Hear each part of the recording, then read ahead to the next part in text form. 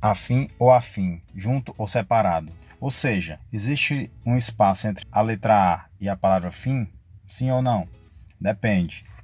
Tanto a expressão afim separado ou a palavra afim junto podem ser considerados corretos, porém devem ser empregados em contextos adequados.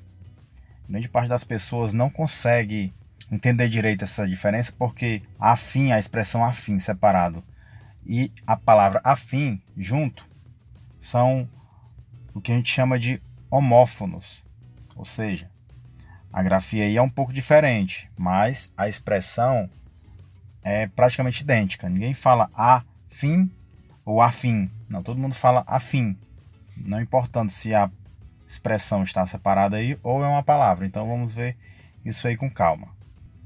Vamos iniciar com a expressão afim, separado. Geralmente, a expressão afim vem acompanhada da preposição de. Então você sempre vai ver assim, afim de. Afim de é uma locução prepositiva que tem o mesmo valor que a preposição para.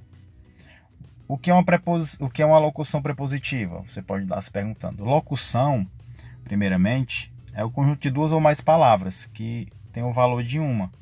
Por exemplo, numa locução verbal, se eu disser que amanhã vai chover, o vai chover são dois verbos.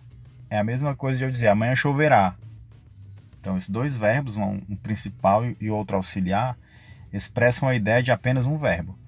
No caso de locução prepositiva, dá a entender que são duas ou mais palavras que expressam a ideia de uma preposição. E essa preposição pode ser para. Como no exemplo 1 nós podemos ver. João come pouco a fim de manter a dieta. Ou seja, João come pouco para manter a dieta. É uma finalidade.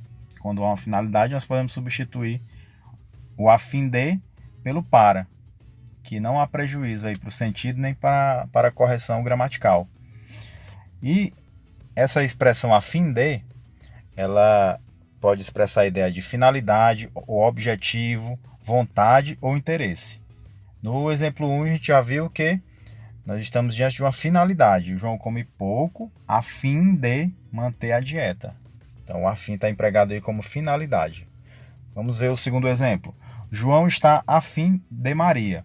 Nesse caso, você tem que perceber que não há uma finalidade, há um interesse. João está a fim de Maria.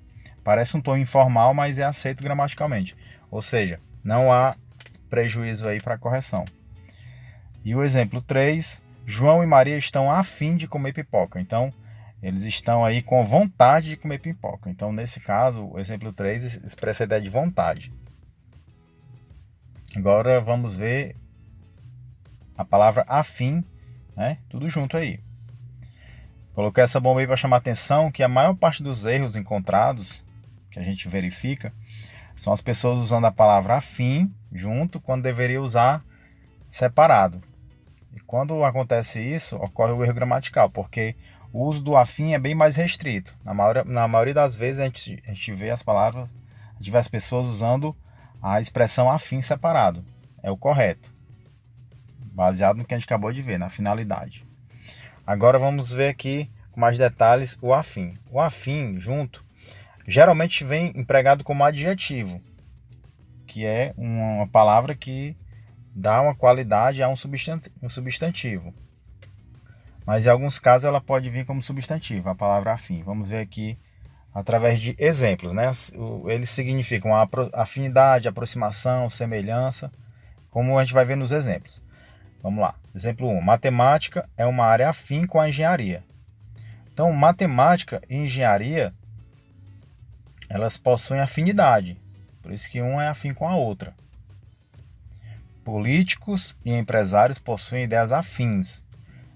Os políticos e empresários possuem ideias semelhantes. Nesse caso aí, pode ser afinidade, mas está mais parecido com semelhança nas ideias. Por fim, convidamos os parentes e afins para o baile de formatura. Nesse caso, algumas pessoas interpretam da seguinte maneira, que nessa frase, por exemplo, estariam sendo convidados os parentes e os afins. Os afins são pessoas próximas que não são parentes. Mas eu chamo a atenção ao seguinte, existem dois tipos de parentes. Os consanguíneos, que tem uma relação direta de sangue mesmo com a pessoa, como pai, mãe, irmão, tios, primos. E os parentes afins, que tem uma relação de sangue com o cônjuge da pessoa. Por exemplo, se João casa com Maria, então os parentes de Maria eles passam a ser parentes de João por afinidade, como genro, como cunhado, como enteado e outros mais.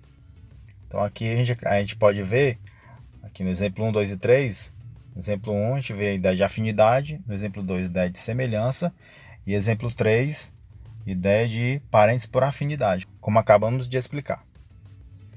E para finalizar, vamos observar aqui um exercício de fixação.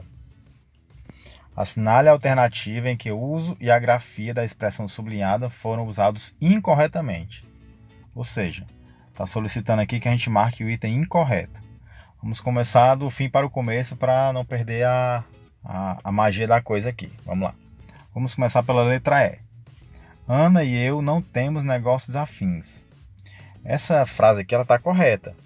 Ele está dizendo aqui que a Ana e eu não temos negócios semelhantes, não temos negócios, né, com certa afinidade. Então, geralmente aqui tá sem nenhum erro. Letra D.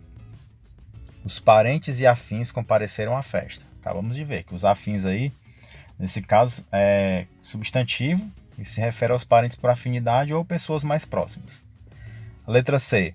O pai se sacrifica a fim de dar uma vida melhor à filha. Então, observe. Ele se sacrifica para dar uma vida melhor à filha. Então, ele se sacrifica em forma de finalidade. É uma finalidade ele se sacrificar para dar uma vida melhor à filha. Ele tem uma finalidade aqui bem explícita, certo? Então, está correto também. Letra B. O espanhol é uma língua afim com o português. Ou seja, o espanhol e o português, né, eles possuem semelhança. Existe uma coisa afim entre essas duas áreas. Agora, letra A. Ele não está afim de você. Opa! A gente viu que bem no começo aqui do vídeo que quando eu quero dizer que uma pessoa tem interesse em algo ou alguém, a expressão correta é afim separado. Então, a letra A está errada. Por isso que nós deveríamos marcar que foi usado incorretamente o termo sublinhado aí na letra A. É o gabarito. Aqui você pode pausar o vídeo e ver todos os comentários. E por fim eu deixo um versículo da Bíblia, falo sobre o conhecimento e a importância dele, e até o próximo vídeo.